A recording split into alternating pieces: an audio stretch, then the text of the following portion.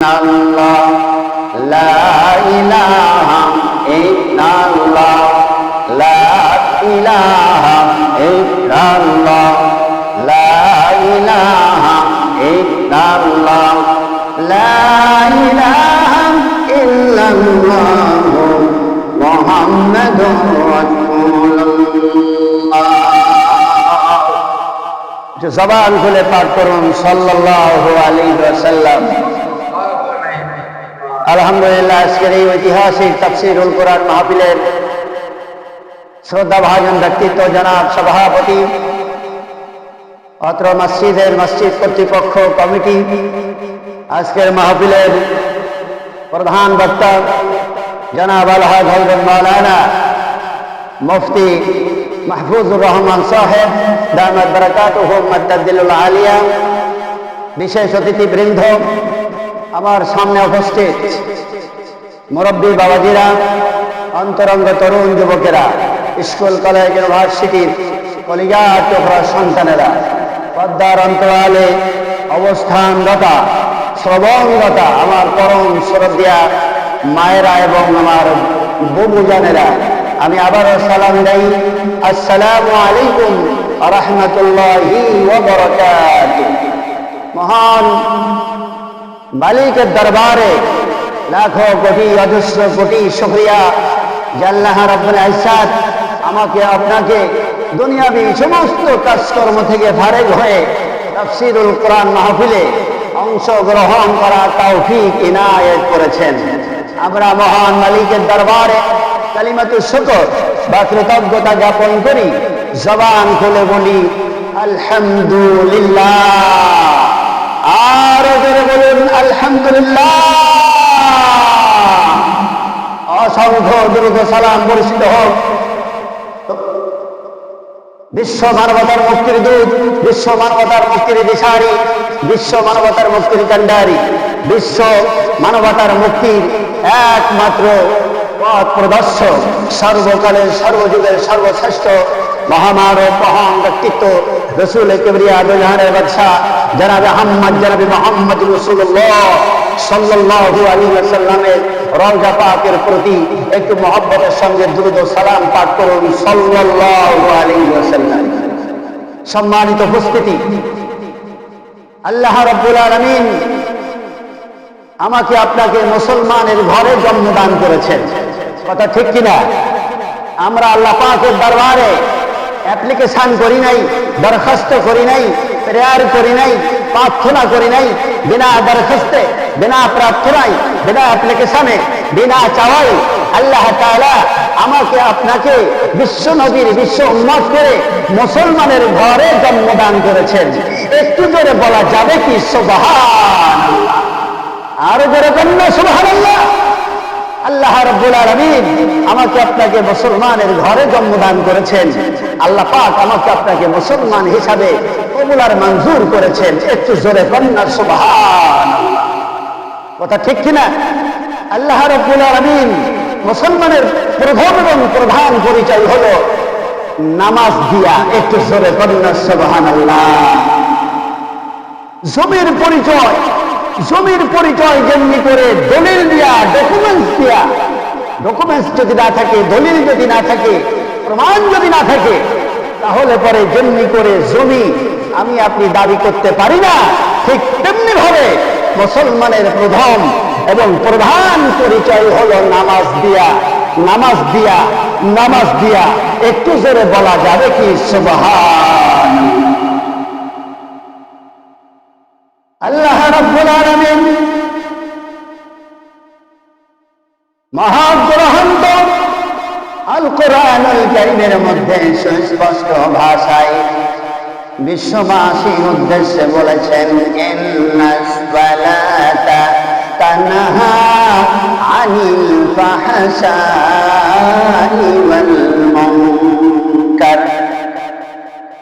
আল্লাহ রাব্বুল আলামিন বলেছেন, নিশ্চয় নামাজে মানুষকে অশালীন পাপাচার কাজ থেকে, নির্লজ্জ কাজ থেকে, অশ্লীলতা থেকে একমাত্র শুধুমাত্র কেবলমাত্র নামাজে মানুষকে প্রিভেন্ট রাখে, নিবৃত রাখে, সংযত রাখে, বিরত রাখে, ফিরাইয়া রাখে।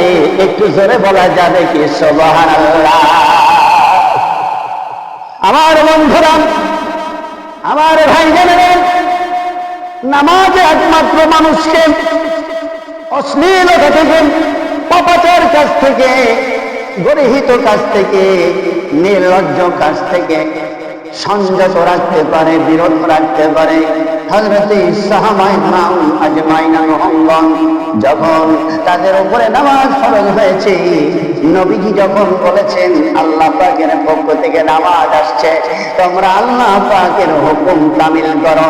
সাহাবায়ে কেরাম যেই মাত্র নামাজ, মহান মাবুদের হুকুম নামাজ যখন তারা তামিল করেছে, সমস্ত গর্হিত অশ্লীলতা, নির্লজ্জ কাজ আস্তে আস্তে ক্রমান্বয়ে সকলে ছেড়ে দিয়েছে। একটু জোরে বললে সুবহানাল্লাহ। আমার বন্ধুরা, আমার ভাইয়েরা, আল্লাহ রাব্বুল আলামিন কুরআনুল কারীমের অন্যত্রে বলেছেন, ওয়া আকিমুস সালাতা ওয়া আতাউজ যাকাতা ওয়া আমরুনা বিল মা'রুফি ওয়া তানহাউনা আনিল মুনকার। আমার বন্ধুরা, আমার ভাইয়েরা, আল্লাহ রাব্বুল আলামিন বলেন, যখন কোন মুমিন মুসলমান ক্ষমতার মুস্তাদে বসবে, ক্ষমতায় যখন বসবে, পার্লামেন্টে যখন যাবে, ক্ষমতার মুস্তাদে যখন বসবে, তখন পার্লামেন্টের প্রথম অধিবেশনে 4টা দফা তারা পার্লামেন্টের অধিবেশনে পাস করবে। 1 নম্বর হলো নামাজের বিল উত্থাপন করবে এবং সর্বসম্মতিক্রমে নামাজের বিল পার্লামেন্টে পাস হবে, সংসদে পাস হবে। জোরে কন্যা সুবহানাল্লাহ। আমার বন্ধুরা, আমার ভাইজানেরা, গভীর মনোযোগ। পার্লামেন্টের অধিবেশনে যদি সকলের উপস্থিতিতে যদি নামাজের বিল পাস হয়ে যায়, তাহলে মসজিদে, পাড়ায়, মহল্লায়, ব্যবসা প্রতিষ্ঠানে, অফিস আদালতে, বিশ্ববিদ্যালয় এবং সেক্রেটারিয়েট, পার্লামেন্টে সব জায়গাতে আজানের পরে যদি নামাজ, জামাতে নামাজ শুরু হয়ে যায়, অশান্তি, সন্ত্রাসী, যত রকমের গর্হিত কাজ আছে, সমস্ত প্রকারের গর্হিত অশ্লীলতার, নির্লজ্জ কাজ থেকে, সুদ আর ঘুষ থেকে মানুষ বিরত থাকবে। কথা ঠিক কিনা? আমার বন্ধুরা, আমার ভাইয়েরা, এই জন্য কোন ইমানদার, কোন মুমিন যখন ক্ষমতার মুস্তাদে বসবে, প্রথম অধিবেশনে পার্লামেন্টে প্রথম নম্বরের দফা আকিমুস সালাত, নামাজের বিল পাস করবে। ওয়া আতাউস যাকাত, 2 নম্বরে যাকাতের বিল পাস করবে। যাকাত যদি 100% কালেকশন করা হয়, গভর্নমেন্ট যদি কালেকশন করে, দুস্থ আর অসহায় দুস্থ মানুষের মাঝে যাকাতের পয়সা যদি ডিস্ট্রিবিউশন করে দেয়, তাকসিম করে দেয়, বন্টন করে দেয়, তাহলে আমার দেশে কোনো অভাবী লোক থাকতে পারে না। কথা ঠিক কিনা? আমার বন্ধুরা, আমার ভাইয়েরা, 2 নম্বরে তারা যাকাতের বিল পাস করবেন। 3 নম্বর হলেন ওয়ামরুনা বিল মারুফ, সৎ কাজের আদেশ প্রদান করবে। মানুষের ময়দানে ভালো কথা বলবে, ভালো কাজের দাওয়াত পেশ করবে। ওয়াতানহাউনা আনিল মুনকার, আর মন্দ কাজ হইতে মানুষকে ফিরাবার জন্য সর্বোচ্চ চেষ্টা আর প্রচেষ্টা অব্যাহত রাখবে। জোরে করে আল্লাহু আকবার। আমার বন্ধুরা, আমার ভাইয়েরা, কোন ইমানদার, কোন মুমিন, কোন মুসলমান যদি ক্ষমতার মুস্তাদে বসে, পার্লামেন্টের প্রথম অধিবেশনে এই 4টা বিল যদি পাস করে, আর গ্রামগঞ্জে, পাড়ায়, মহল্লায়, থানায়, উপজেলায়, জেলায়, বিভাগে, গোটা দেশের সর্বত্র যদি এই 4টি আইন যদি প্রয়োগ হয়, এই 4টা আইন যদি প্রয়োগ হয়, তাহলে মানুষের মাঝে অশান্তি থাকতে পারে না। ওই দেশের প্রতি আল্লাহ রাব্বুল আলামিনের রহমত আর বরকত নাযিল হবে।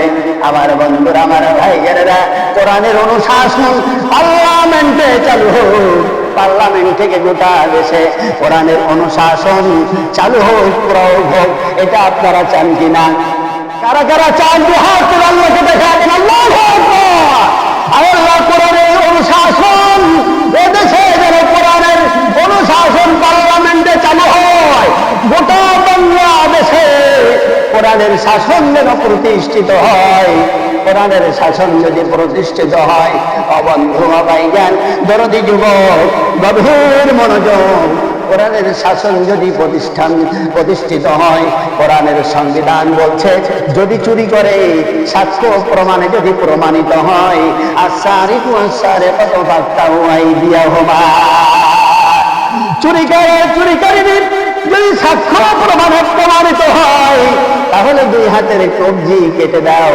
প্রকাশ্যে দিবালোকে স্টেডিয়ামের মধ্যে মিডিয়ার মাধ্যমে যদি এই শাস্তি যদি কার্যকর করা হয়, গোটা বাংলাদেশে, গোটা পৃথিবীর মানুষ দেখবে বাংলাদেশের একটা মানুষও চুরি করার দুঃসাহস করবে না।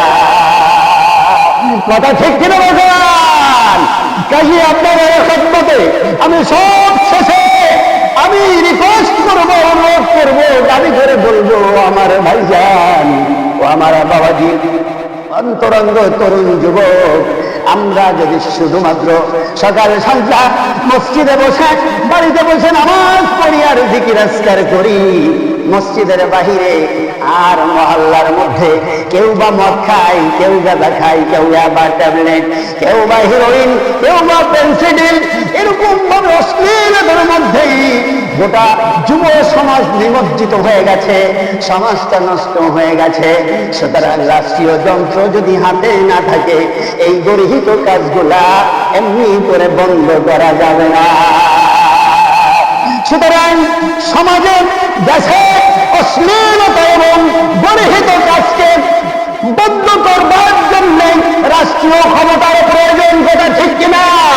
আমার দয়ার নবী, মায়ার নবী, আল্লাহর নবী, বিশ্ব নবী রাহমাতুল লিল আলামিন, তিনিও রাষ্ট্রনায়ক ছিলেন, দেশ পরিচালনা করেছিলেন। কথা ঠিক কিনা? সুতরাং কোন ন্যায় নিষ্ঠাবান, কোন ইমানদার ব্যক্তিত্ব যদি ক্ষমতার মুসনাদে বসে আর কোরআনের সংবিধান যদি পার্লামেন্টে চালু হয়ে যায়, গোটা দেশে পুরাও হয়ে যায়, সকল ডিপার্টমেন্টে, সকল সেক্টরে কোরআনের অনুশাসন, কোরআনের সংবিধান যদি চালু হয়ে যায়, ও আমার বন্ধু, ও আমার ভাইজান, দরদি যুবক, গভীর মনোযোগ, তাহলে পরে সমাজে অশ্লীলতা থাকবে না, মদ থাকবে না, জুয়া থাকবে না, তার ট্যাবলেট থাকবে না, হিরোইন থাকবে না, পেন্সিডিল থাকবে না, অশ্লীলতা, নির্লজ্জতা সমাজ থেকে দূরীভূত হবে। মহান মাবুদের পক্ষ থেকে রহমতের বরকত নাযিল হবে। একটু জোরে কন্যা সুবহানাল্লাহ। কথা ঠিক কিনা? তাই আমরা আমাদের পবিত্র ভোট আমানত, এটি ইমানদারের পবিত্র ভোট আমানত, এই পবিত্র ভোট আমানত অযোগ্য ব্যক্তিকে দেওয়া যাবে না। বাইয়া প্রসাদ করে, নামাজ পড়ে না, রোজা রাখে না, সূরা ফাতিহা পড়তে পারে না, সূরা ইখলাস জানে না, আত্তাহিয়াতু জানে না, দোয়া কুনুত করতে জানে না, কেবলমাত্র নির্বাচন আসলে পরে দিনে 5 ওয়াক্ত নামাজ, 1 ওয়াক্তের মধ্যেই 5 ওয়াক্ত নামাজ আদায় করে জনগণকে প্রতারণা দেয়, জনগণকে ধোঁকা দেয়। আমি বড় একজন নামাজি ব্যক্তি। কথা ঠিক কিনা?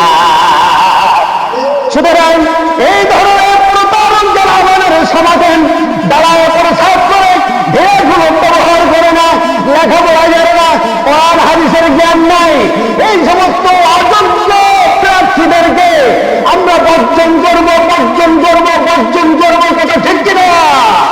আমরা ইমানদার, আলেম, নীতিবান ব্যক্তিকে আমাদের পবিত্র ভোট আমানত প্রদান করে নির্বাচিত করে এমপি বানাইয়া পার্লামেন্টে পাঠাবো। তারা ইসলামের পক্ষে আইন পাস করবে। একটু জোরে কন্যা সুবহানাল্লাহ। আল্লাহ জোরে, লা ইলাহা ইল্লাল্লাহ, লা ইলাহা ইল্লাল্লাহ, লা ইলাহা ইল্লাল্লাহ, লা ইলাহা মুহাম্মাদুর রাসূলুল্লাহ। সুতরাং আজকের এই ঐতিহাসিক তাফসীরুল কোরআন মাহফিলের হাজার হাজার মানুষের উপস্থিতি, সকলের উপস্থিতিতে আমি আপনাদের প্রতি অত্যন্ত বিনয়ের সাথে আনুষ করব। ও আমার বন্ধু, আমার ভাইজান, দরদি যুবক, গভীর মনোযোগ, আমরা সকলে ইসলামের পক্ষে আমরা কাজ করব। ইমানদার মুমিন মুসলমানকে ক্ষমতার মুসনাদে বসাবো। সবার নিয়ত আছে না ভাইজান? ইনশাআল্লাহ আল্লাহ তৌফিক দান করেন। আমিন। আর যেরকম আল্লাহুম্মা আমিন। মুরব্বী বাবাজিদের সুস্বাস্থ্য এবং দীর্ঘ আয়ু কামনা করছি। সবাই ভালো থাকবেন, সুস্থ থাকবেন। আমি ক্ষুদ্র মানুষ দোয়া চাইতেছি, আবার সাক্ষাৎ হবে ইনশাআল্লাহ। আসসালামু আলাইকুম ওয়া রাহমাতুল্লাহি ওয়া তাআলা ওয়া বারাকাতুহু।